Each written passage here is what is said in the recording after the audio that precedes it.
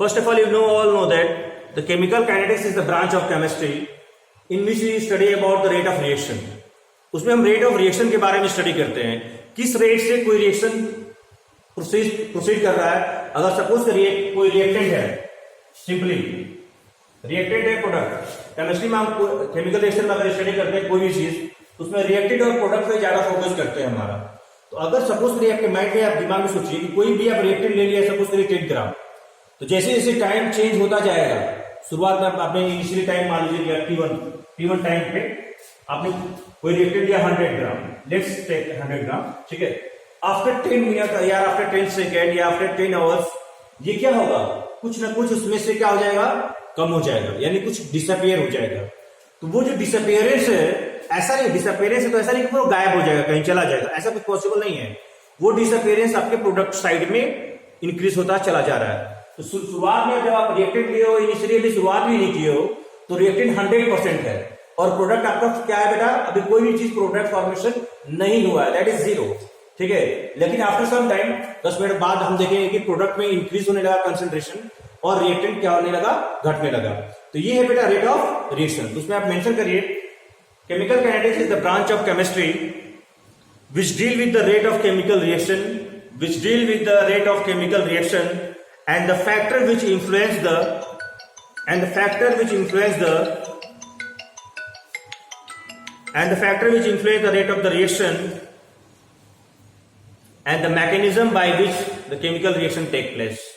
मतलब रिएक्शन हो रहा होगा तो कैटलिस्ट होगा, कुछ बॉन्ड्स टूट रहे होंगे, कुछ बॉन्ड्स ब्रेक हो रहे होंगे, तो जो भी मैकेनिज्म के थ्रू वो प्रोडक्ट फॉर्मेशन हो रहा है, ये सारा चीज हम केमिकल काइनेटिक्स में स्टडी करते हैं, ठीक है. अब आपके पास 3 तरह के रिएक्शन जनरली है. एक तो रिएक्शन सडन है, जैसे कि मान लीजिए कोई आप लोग कभी कभी लैब में देखते होंगे कि तुरंत आपने कोई केमिकल ऐड किया, सपोज करिए आपने HCl लिया और तुरंत HCl में जैसे आपने सोडियम हाइड्रोक्साइड ऐड किया, तुरंत फॉर्मेशन हो गया NaCl का, तो वो सडन रिएक्शन हो गया. तो उस टाइप के रिएक्शन को भी हम स्टडी नहीं कर सकते, क्योंकि रिएक्शन की स्टडी करने के लिए आप ह्यूमन हो तो थोड़ा सा उसमें टाइम होना चाहिए कि 2 मिनट में वो रिएक्शन हो रहा है, 3 मिनट में हो रहा है, 5 मिनट में हो रहा है, 10 मिनट में हो रहा है, उस रिएक्शन को हम स्टडी कर सकते हैं. लेकिन जैसे ही आपने रिएक्टेंट लिया, उसमें कुछ केमिकल मिलाया और तुरंत प्रोडक्ट फॉर्मेशन हो गया, तो सडन रिएक्शन हो गया. तो उस कंडीशन में भी हम स्टडी जल्दी लैबोरेटरी में नहीं कर सकते. नंबर 1 चीज. दूसरा रिएक्शन आपका आएगा जो कि वेरी वेरी वेरी स्लो रहेगा. सपोज करिए जैसे कि आप लोग पेट्रोल का ही फॉर्मेशन है, तो पेट्रोल का फॉर्मेशन बनने में मिलियंस ऑफ ईयर्स लग जाते हैं. सपोज करिए कोई चीज डिकम्पोज हो जा रहा है, फर्मेंटेशन हो रहा है, उसके बाद कोई चीज फॉर्मेशन हो रहा है. या फिर रस्टिंग ऑफ आयरन ही ले लो. अब कोई आयरन के ऊपर अगर मॉइस्चर वगैरह आ गया है, तो वो मॉइस्चर वगैरह तुरंत आयरन पे मॉइस्चर आते ही तुरंत ऐसा तो नहीं है कि उस पर जंग लग जाएगा, रस्टिंग हो जाएगा. थोड़े दिन बाद आप देखोगे, 10 दिन बाद देखोगे, 15 दिन बाद देखोगे, 20 दिन बाद देखोगे कि आपको दिखाई देगा कि उस पर रस्ट का फॉर्मेशन होना स्टार्ट हो गया. दैट इज Fe2O3.HH2O, ठीक है. तो रस्ट का फॉर्मेशन भी क्या है, लॉन्ग टर्म रिएक्शन है. तो लॉन्ग टर्म रिएक्शन को भी हम स्टडी नहीं कर सकते. अब रस्टिंग देखने के लिए आप लैब में 15 दिन तक बैठे तो रहेंगे नहीं, ठीक है. तो वो चीज हम उस टाइप के रिएक्शन को स्टडी करेंगे. जैसा कि सपोज करिए कि मान लीजिए रिएक्शन हमारा 5 मिनट में हो जाए, 10 मिनट में हो जाए, इसको हम स्टडी करते हैं. Moderate type reaction. तो 3 तरह का रिएक्शन मैंने क्लासिफाई किया. एक रिएक्शन जो कि तुरंत फास्ट हो जा रहा है, सडन हो जा रहा है, उसको भी स्टडी नहीं कर सकते. और एक रिएक्शन जो बहुत टाइम लग जा रहा है, 10 दिन भी लग जा रहा है, 10 साल भी लग सकता है, करोड़ों साल भी लग सकता है, ठीक है. क्योंकि हमारा जो पेट्रोल का फॉर्मेशन हो रहा है, सपोज करिए जो भी हमारे, आप लोगों को पता है क्लास 10 वगैरह में आप लोगों ने पढ़ा होगा, डिकम्पोजिशन, थर्मल डिकम्पोजिशन होता है. जैसे सपोज करिए मान लीजिए कहीं का लैंडस्केप करके अर्थक्वेक आ गया, वहां पे वो डिकम्पोज, वो अंदर दब गया और धीरे धीरे प्रोसेस होते होते, डिकम्पोज होते होते वो जाके कई पीढ़ी के बाद उसी के अंदर आप ड्रिलिंग वगैरह कर रहे हो, तो वहां से पेट्रोल का फॉर्मेशन वगैरह होता है. टाइप ऑफ रिएक्शंस के बारे में अब हम जो रिएक्शन पढ़ने जा रहे हैं, जैसे मॉडरेट टाइप रिएक्शन जो कि 5 मिनट 10 मिनट जो हम लोग लैब में परफॉर्म करते हैं, उस टाइप के रिएक्शन के बारे में हम स्टडी करेंगे. अब हमने लिखा यहाँ पे रिएक्टेंट और ये प्रोडक्ट, ठीक है बेटा. अब मैं कोई एक एग्जांपल सिंपल सा ले लेता हूं, ठीक है. सिंपल मैं एग्जांपल अगर ले लेता हूं, formation of ammonia. Formation of ammonia,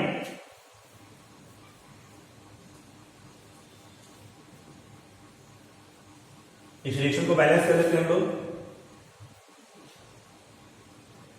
balance हो गया, देखिए 2 नाइट्रोजन से साइट्रोजन, ठीक है. तो रिएक्शन हमारा बैलेंस हो गया. ये साइड हमारा क्या बेटा, reactant. Okay, and this one is product. ठीक, अब इसका रेट ऑफ रिएक्शन हम कैसे इसको लिखेंगे, तो इसको लिख रहे कैसे, शुरुआत में हमने नाइट्रोजन लिया, हाइड्रोजन लिया, उससे आपका फॉर्मेशन हो रहा है एमोनिया का, तो रेट ऑफ रिएक्शन हमारा जो लिखा जाएगा वो इस फॉर्म में लिखा जाएगा, rate of reaction equal to minus N2 upon delta T, ठीक है, equal to minus 1/3 delta H2 upon delta T, ठीक है, equal to 1/2 delta NH3 upon में डेल्टा T। अब आप लोग देख रहे हो इसको, यहां मैंने माइनस साइन लगाया हुआ है, okay, minus here, but here is positive. What is the reason behind why I take minus sign, negative sign? Negative sign हम रिएक्टेंट की साइड में इसलिए ले रहे हैं बेटा, क्योंकि यहां से रिएक्शन हमारा डिसअपियरेंस हो रहा है, घट रहा है, ठीक है, तो घटने की वजह से हम साइन क्या ले रहे हैं बेटा, माइनस ले रहे हैं, ठीक है। तो अगर आपका माइनस साइन लेने का मतलब क्या है, वो डिसअपियर हो रहा है, घट रहा है, इसलिए माइनस ले रहे हैं। यहां पे हमारा प्रोडक्ट में पॉजिटिव आ रहा है, यानी अपीयरेंस हो रहा है, उसमें इंक्रीमेंट हो रहा है, इसमें क्या हो रहा है, डिक्रीज हो रहा है, उसमें क्या हो रहा है, इंक्रीमेंट हो रहा है। तो जो भी स्टोइचोमेट्रिक हमारा यहाँ पे रहेगा, स्टोइचोमेट्रिक मींस जो बैलेंस करने के लिए जो हम नंबर अप्लाई किए हुए हैं, उन स्टोइचोमेट्रिक को यहाँ पे 3 लिखा हुआ है, उसको लिखेंगे 1/3, यहाँ पे लिखा 2, तो लिखेंगे इसको 1/2, ठीक है, ठीक, ये हो गया। अब दूसरा वर्ड इसमें देखने वाली बात यह है कि मैंने यहाँ पे ट्रायंगल जैसा चीज जो बनाया हुआ, दैट इज चेंज, एटलीस्ट लिखा हुआ है। अगर आपका जो चेंज है टाइम के अनुसार, जो कंसंट्रेशन में जो चेंज है बेटा, वो अगर ज्यादा है, ठीक है, तब हम डेल्टा का इस्तेमाल करते हैं, ऐसे चेंज, ठीक है। लेकिन अगर वो स्मॉल चेंज है तो उसको लिए हम इस्तेमाल करते हैं डी। अगर इंस्टेंटेनियस की बात करें या फिर एवरेज की बात करें, दोनों बात में थोड़ा सा डिफरेंस है, दोनों चेंज ही है बेटा, लेकिन दोनों चीज में डिफरेंस क्या है, अगर आपका चेंज बड़ा है तो आपका इस्तेमाल हम करेंगे दिस वन, अगर आपका चेंज स्मॉल है तो इसको हम इस्तेमाल करेंगे डी। अब स्मॉल कब आएगा, सपोज करिए अगर मैं इसको बोलूं, इसको ये लाइन कैसे है, तो कोई भी देखेगा, थोड़ा धुंधला वाला भी देखेगा आदमी, तो क्या बोलेगा, ये लाइन कैसी है, टेढ़ी है, ठीक है। लेकिन अगर मैं बोलूं कि इंस्टेंटेनियस में बताइए ये लाइन टेढ़ी है या सीधी है, तो क्या है, सीधी है। अब कोई कैसे सीधे है यार, सिंपली सोचेगा कैसे सीधा है, ये तो सर ने टेढ़ा बनाया हुआ, बोल रहे सीधा है। मैं बोल रहा हूं स्टैंड की बात कर रहा हूं, स्टैंड किसी एक क्षण की बात कर रहा हूं, एट ए पर्टिकुलर मोमेंट की बात कर रहा हूं। अगर मैं पर्टिकुलर मोमेंट की बात करूं, सपोज करिए मान लीजिए यहाँ पे टाइम 0 स्टार्ट हुआ, यहाँ पे टाइम 10 सेकेंड है, यहाँ पे टाइम 11 सेकेंड है, तो मैं पर्टिकुलर टाइम अगर 10.5 सेकेंड का सिर्फ पूछूं, 10.5 से लेकर 10.6 पे, तो 10.5 से लेकर 10.6 पे आपका लाइन कैसा है, ऐसा है, ये लाइन क्या स्ट्रेट है या टेढ़ा है, स्ट्रेट, ठीक है। तो इसे बोलते हैं इंस्टेंटेनियस। क्लियर हो बात? तो इंस्टेंटेनियस का मतलब किसी पर्टिकुलर मोमेंट पे आपसे अगर चेंज पूछ ले, ठीक है, उसको बोलते हैं बेटा इंस्टेंटेनियस। क्या बोलेंगे बेटा, इंस्टेंटेनियस। लेकिन अगर वही बड़ा चीज पूछता, टाइम 0 से लेकर टाइम 20 तक, यहाँ पे देखो बेटा चेंजेस कितना लंबा है, और ये यहाँ पे सिंपल आप टेढ़ा भी कह सकते हैं इसको, कोई प्रॉब्लम नहीं।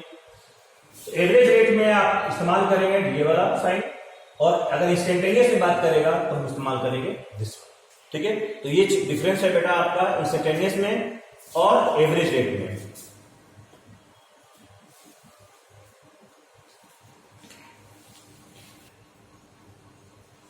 देखिए यहाँ पे हम दो तरह का ग्राफ बना रहे हैं, एक रिएक्टेंट साइड के लिए और एक दूसरा एक प्रोडक्ट साइड के लिए, ठीक है। तो यहां मैंने एक्स एक्सिस पे रख दिया टाइम, और वाई एक्सिस पे एक ग्राफ में मैंने दिया कंसंट्रेशन ऑफ रिएक्टेंट, और यहां लिख दिया मैंने वाई एक्सिस पे concentration of product,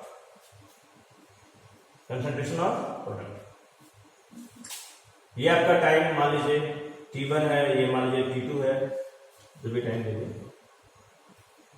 t1 t2, ठीक है। अब अगर हम एवरेज की बात करें पहले, ठीक है, अब कंसंट्रेशन मान लीजिए आपका R2 हो जाएगा, ये मान लो कुछ भी ले लो, ये मान लीजिए आपका x1 है, ये मान लीजिए x2 है, ये आपका टाइम T1 और T2 है। तो अगर रेट ऑफ रिएक्शन अगर एवरेज में बात करेंगे तो लिखेंगे क्या, x2 माइनस x1 अपॉन में T2 माइनस T1। ठीक है, साइन आपका क्या रहेगा बाहर, नेगेटिव। साइन क्या रहेगा बाहर, नेगेटिव। अगर आप साइन नेगेटिव ना भी लिखें, ठीक है, तो आप सिंपल देख रहे हो ना बेटा, x1 क्या है, ज्यादा है, ठीक है, x2 क्या है, कम है। कम में से अगर ज्यादा को आप माइनस करोगे तो वैल्यू आपको क्या आएगा, नेगेटिव ऐसे भी आ जाएगा। ठीक है, तो ये आपका क्या हो गया, रिएक्टेंट साइड का। ठीक, अगर हम ये तो हमने बड़ा चेंज लिया, चेंज हमारा कहां से कहां तक है, यहां से यहां तक चेंज हमारा है, टाइम यहां से लेके यहां तक है।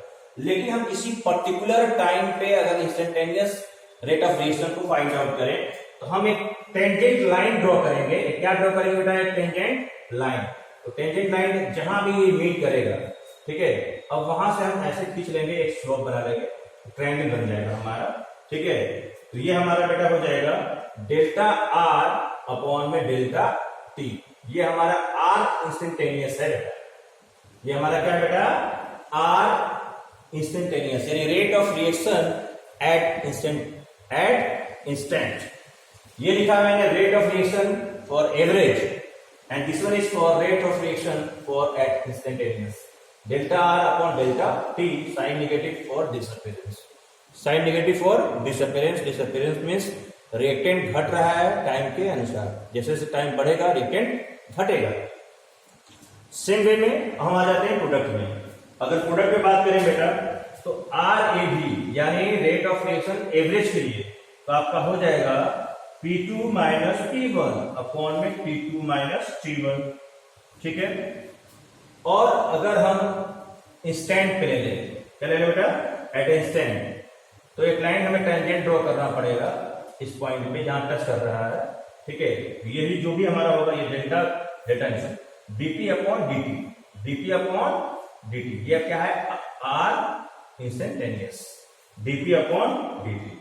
तो ये चीजें हमें ध्यान रखना है बेटा। ठीक है, अब P2 माइनस P1 क्या हो गया, डेल्टा P, और T2 माइनस T1 क्या हो गया, डेल्टा T।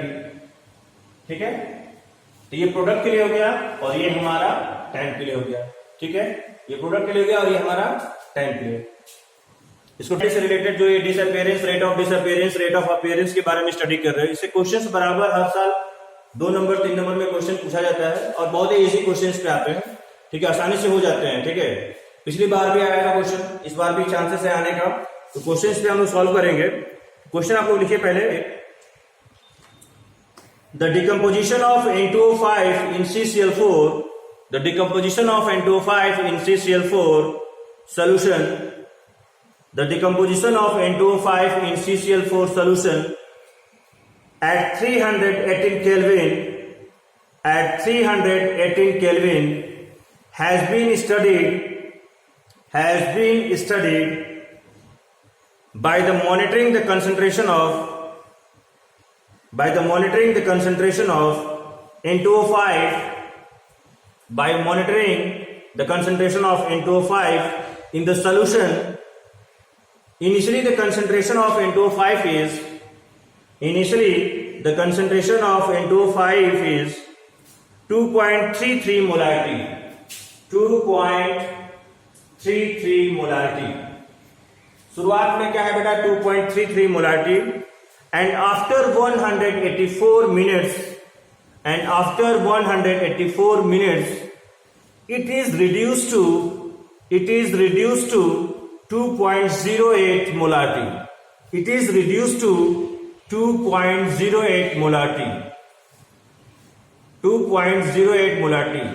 ठीक है, रिएक्शन आपका है बेटा N2O5, रिएक्शन आपका है N2O5, प्रोडक्ट फॉर्मेशन हो रहा है NO2 प्लस O2। तो इसको आप लोग बैलेंस जरूर कर लीजिएगा, बिना बैलेंस के क्वेश्चन सॉल्व नहीं होगा, तो बैलेंस आप लोग जरूर कर लीजिएगा।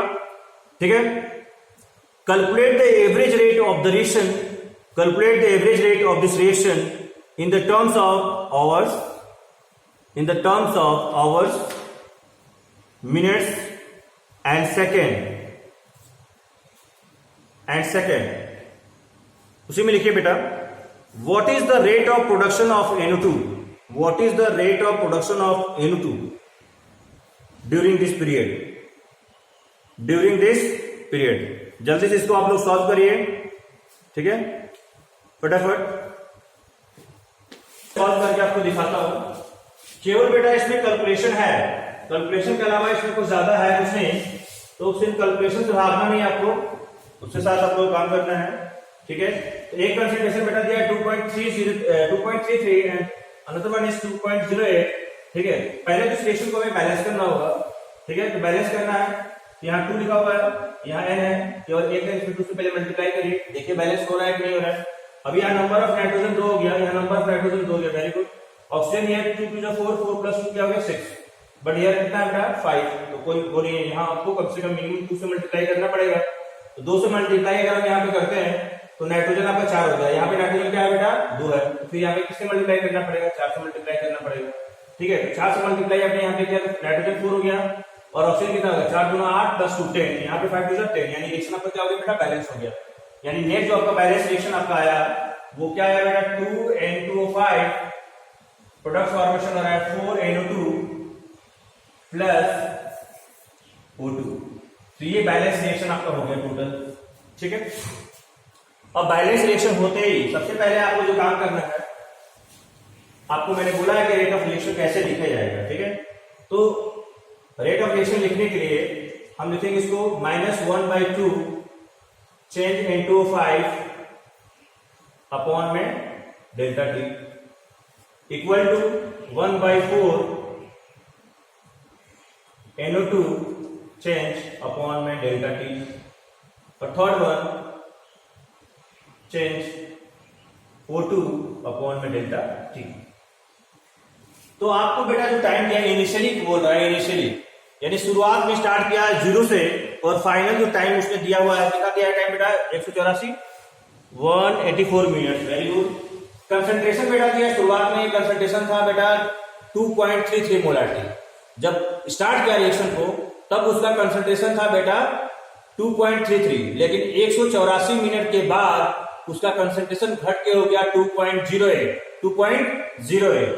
तो हम क्या करेंगे बेटा, जो हमारा फाइनल है बेटा 2.08 माइनस 2.33 अपॉन में टाइम आपका है 184 1/2, ठीक है। अब इसको सॉल्व कर लेते हैं बेटा हम लोग।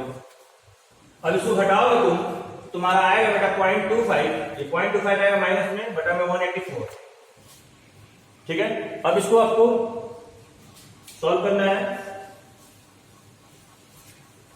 देख लीजिए कैलकुलेशन सही है ना बेटा,